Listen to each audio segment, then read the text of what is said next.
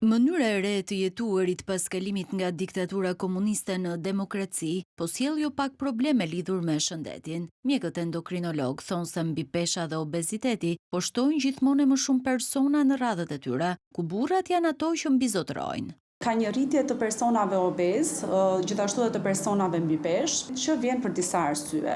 Një ndër arsyet kryesore është jeta, ndryshimi i stilit të jetesës. Jeta sedentare që shoqërohet me ulje të aktivitetit fizik, lëvizja me mjetet automobilistike gjatë përditshmërisë, ushqyera jo e shëndetshme me një dietë hiperkalorike bëhet shkak gjithashtu për pjesën e mbipeshës dhe obezitetit. Disa kilogram më shumë në trup nuk janë vetëm një problem në dukje, por bartje dhe paralajmërimi shumë sëmundjeve. Personat që janë mbi peshë dhe obez kanë një risk më të rritur për zhvillimin e disa sëmundjeve kronike, siç është diabeti ose sëmundja e sheqerit, hipertensioni arterial, dislipidemit, pra rritja e yndyrnave, kolesterolit, triglicerideve, të cilat më pas shoqërohen me një risk të lartë për sëmundshmërinë kardiovaskulare dhe një mortalitet më të lartë gjithashtu.